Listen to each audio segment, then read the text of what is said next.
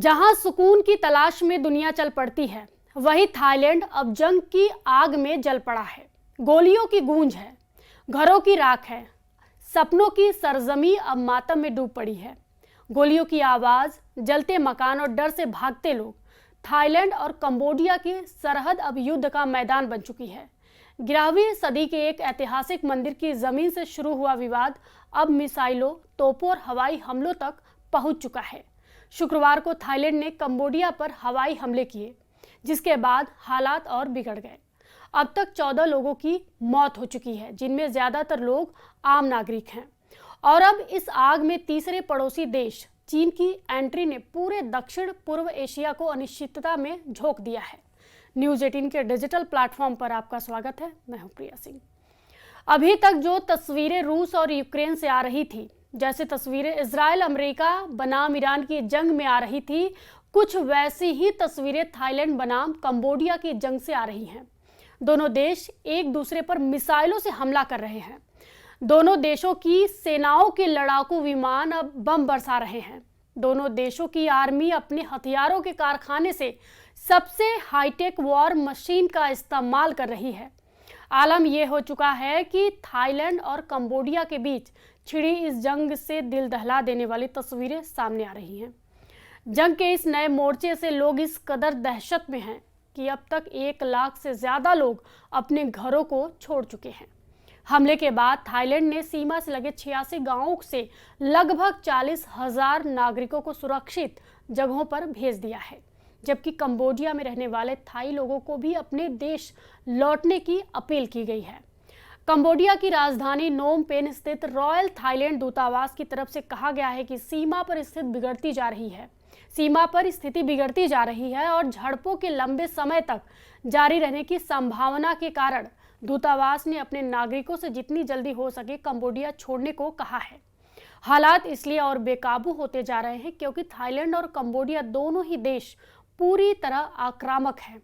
सेनाएं एक दूसरे पर हल्के हथियार ही नहीं, भारी सैन्य हथियारों का भी इस्तेमाल कर रही है।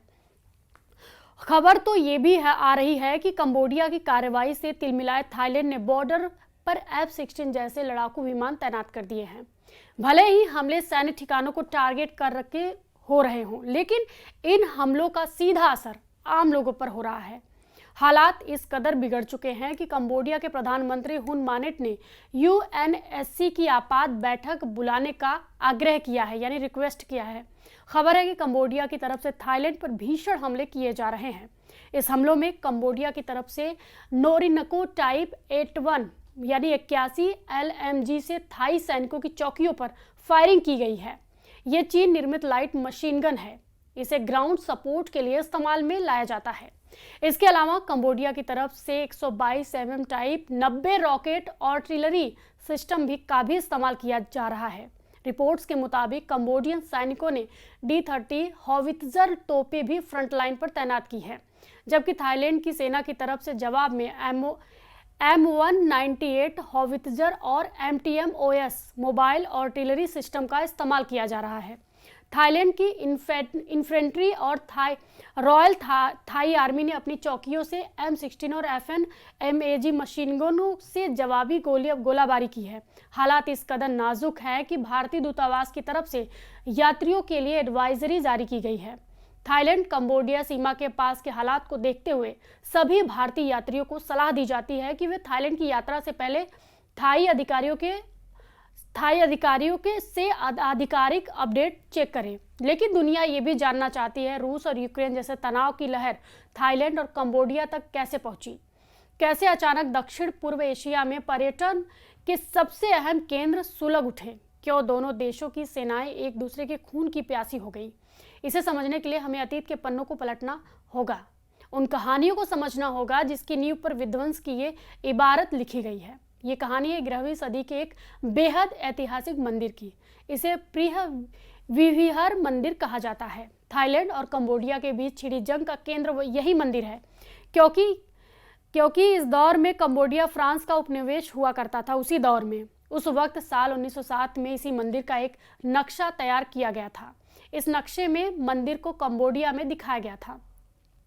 थाईलैंड ने उस नक्शे को कभी औपचारिक रूप से स्वीकार नहीं किया, एक्सेप्ट नहीं किया। 1962 में आईसीजे यानी अंतर्राष्ट्रीय न्यायालय ने इस विवाद में अपना दखल दिया और फैसला दिया कि मंदिर कंबोडिया का हिस्सा है, लेकिन मंदिर के आसपास की 4.6 वर्ग किलोमीटर जमीन पर फैसला साफ नहीं हुआ, जिससे ये विवाद अधूरा रह गया। 2008 में जब कंबोडिया ने इस मंदिर को यूएनईएससीओ की विश्व धरोहर घोषित करवाया तो थाईलैंड में विरोध की लहर दौड़ गई।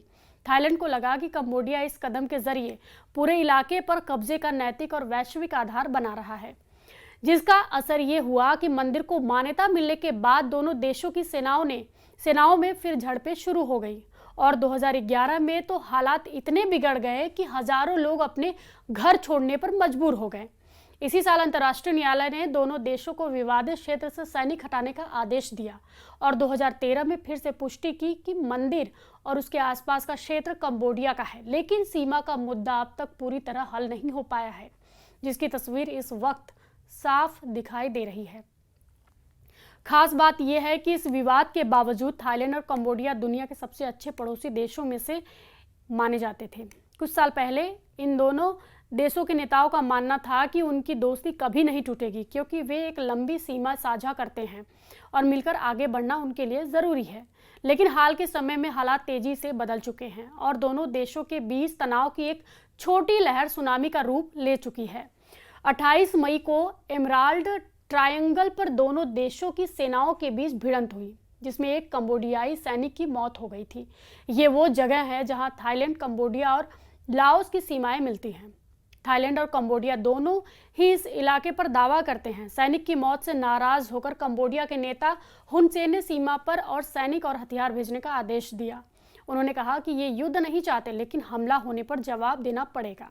दूसरी तरफ थाईलैंड के पीएम ने इसे जवाब में कहा कि थाईलैंड ऐसी किसी धमकी को बर्दाश्त नहीं करेगा।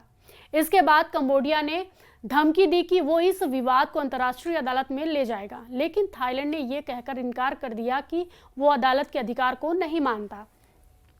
इसके बाद थाईलैंड ने कंबोडिया की बिजली और इंटरनेट सेवा रोकने की धमकी दी, तो कंबोडिया ने थाई टीवी और फिल्मों पर बैन लगा दिया और थाई प्रोडक्ट के आयात पर रोक लगा दी। थाईलैंड ने भी कंबोडिया जाने वाले अपने मजदूरों को सीमा पार करने से रोक दिया। दोनों देशों के बीच विवाद बढ़ने के बाद 15 जून को थाईलैंड की पीएम शिनावात्रा ने कंबोडिया के नेता हुन सेन से फोन पर बातचीत भी की। इस बातचीत में उन्होंने थाई सेना के कमांडर की आलोचना की थी। इसे थाईलैंड में गंभीर मामला माना जाता है, क्योंकि सेना का वहां काफी प्रभाव है। इस बातचीत के लीक होने के बाद देश भर में आक्रोश की लहर दौड़ गई। इसके बाद कोर्ट ने पीएम को पद से हटा दिया। हालांकि शिनावात्रा ने माफी मांगते हुए कहा कि उनकी टिप्पणी सिर्फ विवाद सुलझाने के लिए थी, लेकिन इसका कोई फायदा नहीं हुआ। थाईलैंड और कंबोडिया के बीच तनाव की वजह सिर्फ मंदिर या सीमा विवाद नहीं है। इस पूरे मामले में कई भू राजनीतिक परतें छिपी हुई हैं।